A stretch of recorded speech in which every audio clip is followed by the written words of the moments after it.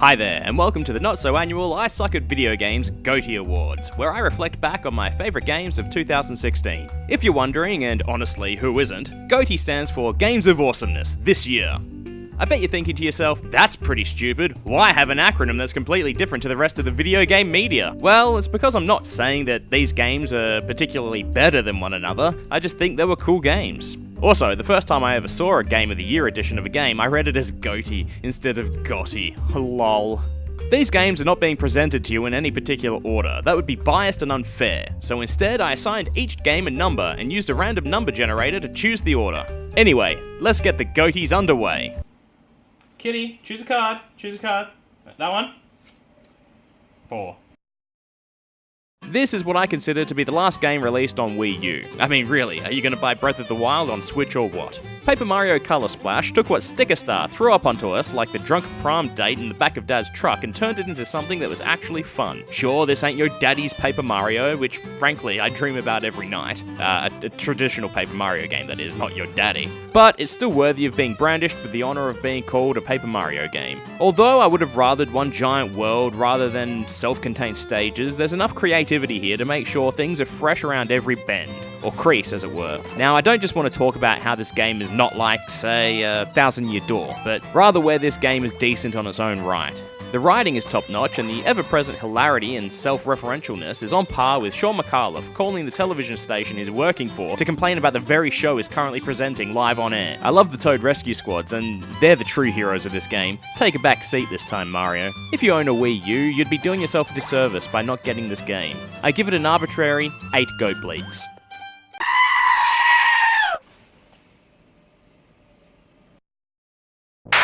Dear brothers and sisters, now is the time to open your eyes.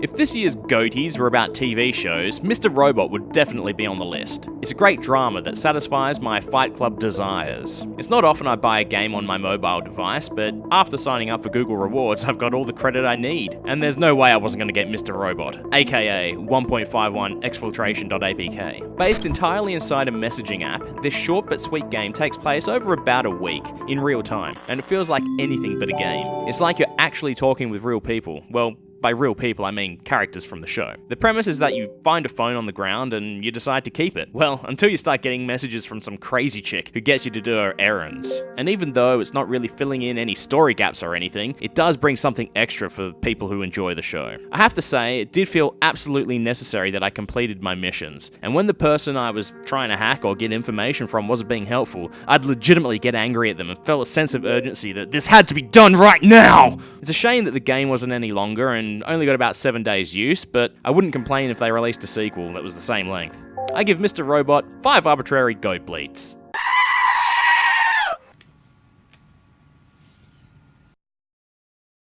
There's not been any 3DS games this year that I've felt the absolute need to play. This makes me a little sad, as I love my 3DS, even if it isn't a new 3DS. This year's been basically a write-off until my saving grace arrived. Picross 3D, Round 2. Picross 3D on the Nintendo DS was the game I played the most on that handheld. I'm a sucker for all types of Picross, and the style that adds depth is my favourite. As all good sequels do, Picross 3D 2 brings some new mechanics and changes things up a bit. Instead of just removing or marking blocks, there are now 2, yes that's right, 2 different colours to mark blocks with. At first I didn't like what was going on, but I've grown to love and accept these new ideas. Kinda like the racist generations of past, where they're slowly coming around to the Generation Y style of thinking. Oh, and they added a bomb that destroys all the zero blocks. Now that's the best feature ever. Not much else to say about this one, it's Picross people. 22 arbitrary goat bleats from me.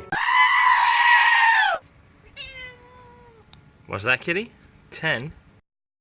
Doom is great. Who doesn't love classic Doom? I can't say for sure, but I'm fairly certain Doom was one of the first games that I ever played on PC. The best part of it being that the cheat codes were always so easy to remember, and I never turned it on without hitting IDDQD. That's God mode, people. Enter Doom in 2016, and basically it feels like home. The same hell demon slaughtering action that we were introduced to about 23 years ago continues here. And you know what the best part about it is? I don't have to activate God mode when playing. This is the first Doom game where I don't feel that I need it. Alright, sure, I'm playing on I'm Too Young to Die, but that doesn't matter! And yes, I didn't die in the first 5 stages either. Well, not by demons anyway. I did fall off a few cliffs and get hit by these giant moving things. Irregardless, I've not felt the need to enable any cheat codes or console commands yet. Maybe when I go back and get all the secrets I will, but right now, it's not needed. What story there is happens to be as arbitrary as my goat bleats, but that doesn't matter. I'm here for the gameplay. I don't know why I put it off for so long. I mean, this is a really good game. Actually, it's because my laptop wasn't good enough to run it with settings that I would approve of. But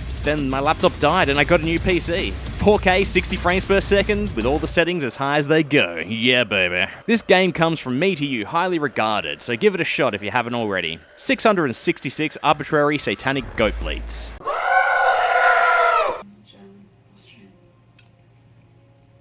There's a difference. You don't get to call me Christine.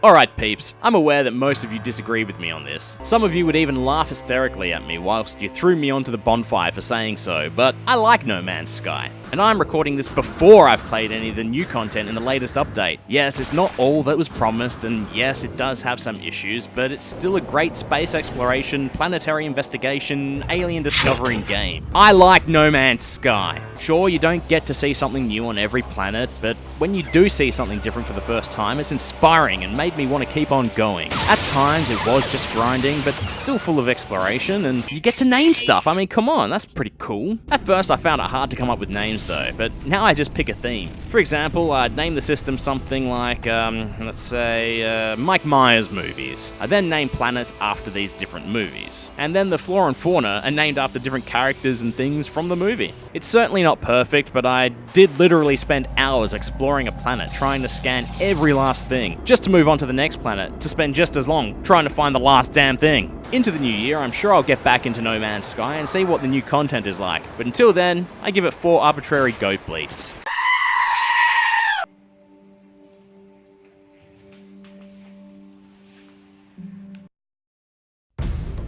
Naughty Dog is one of my favourite developers. They have the skill, dedication, and talent to consistently turn out top-notch AAA titles. Uncharted 4: A Thief's End is no exception. I love the Uncharted series, it's one of my all-time favourites. Up there with Metal Gear, Mario, and Zelda, it could very well be the top. Luckily for me, I haven't done enough soul-searching to warrant even thinking about ranking these franchises against each other. That would just be too hard.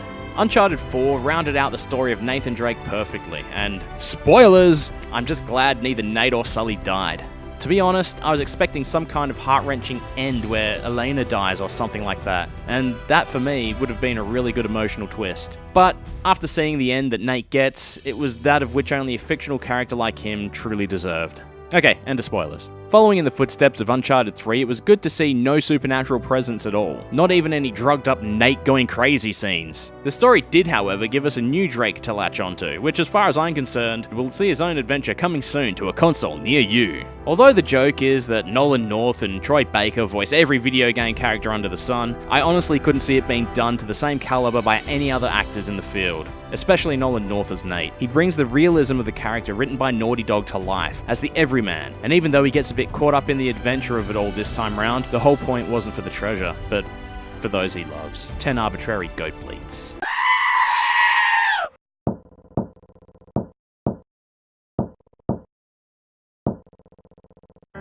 Now, I'm not saying that this game is better than any of the other games on this list, as I'm not doing that. But if I was, it's possible that this game would be on top. Not that it is, but it could have been. Firewatch really is deserving of all the praise it's received. Dubbed as a walking simulator, or a walkie-talkie as I like to call it. Get it? Walkie-talkie? Because you're walking and talking and there's a walkie-talkie? Never mind. Anyway, after playing Firewatch earlier this year, it started my love affair with the walkie-talkie genre. I've played quite a few of them and none have been better than this. The world presented inside the Wyoming forest is overwhelming at first, but becomes a place of recognition each time you enter it. The art style is perfect and the voice work is as good as Uncharted in my opinion. It's set in a world where you just want to sit back and enjoy the view, or take a stroll through the forest and admire how pretty everything is. Yet, there were points in the story where I felt the tension deep inside me, or even a sense of urgency. It was heartfelt, took a couple of impressive turns, and seemed more real than almost anything I've ever played. I don't even get that from most movies I watch. Speaking of movies, it was even a little reminiscent of an 80s adventure movie at some points. Coming off the back of Firewatch, I played Gone Home. I would have added it to this year's GOATYs, but that would have been cheating as it was just the console edition that came out this year. Like Firewatch, Gone Home kept me interested the whole time, and I actually did play it through in one sitting. That's unheard of for me. Once again, the voice acting is on point and the art style is nothing to scoff at. The story, however, even though it was good, felt real and was endearing, I knew exactly where it was going, unlike Firewatch, where it had you guessing around every corner. I give Firewatch and Gone Home a combined 11.5 arbitrary goat bleats.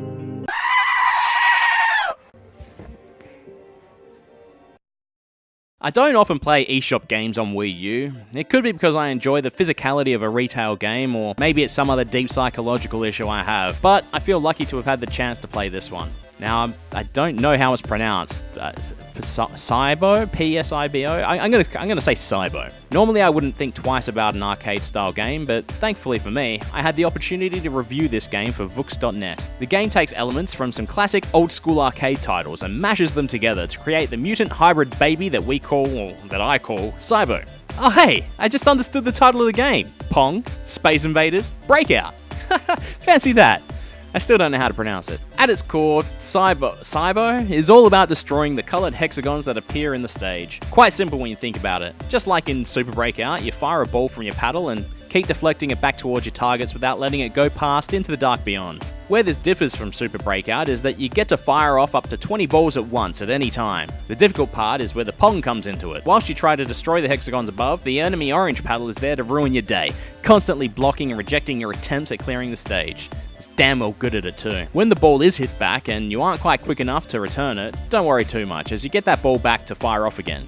Oh wait, I was wrong. Although you do get to reuse the ball, you should certainly start to worry. Anytime you miss the ball, it goes off screen, an enemy appears, moving in the fashion of left down, right down, left down, right down, in a repeating manner, all the while shooting projectiles at you, a la Space Invaders. I give I give the game 9 arbitrary goat bleats.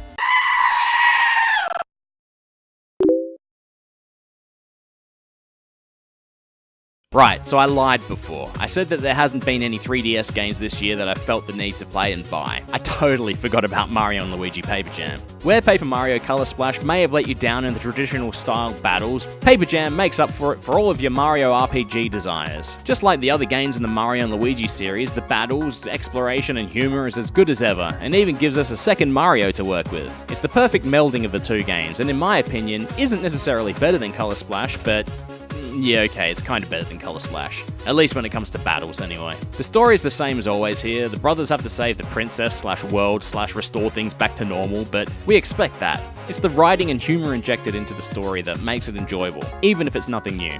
Anyway, it's gameplay that rules. I give it 3 arbitrary goat bleats.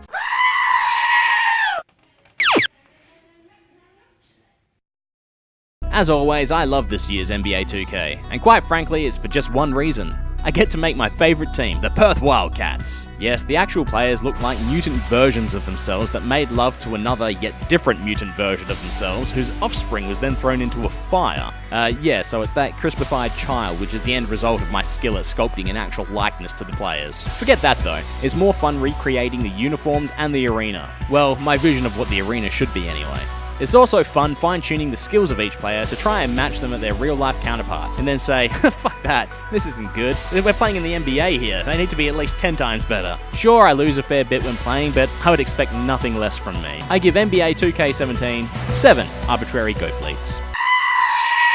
There you have it, folks. Those are my Games of Awesomeness this year, with a combined total of 745.5 arbitrary goat bleats. That's an average of 74.5 bleats per game, and that means absolutely nothing.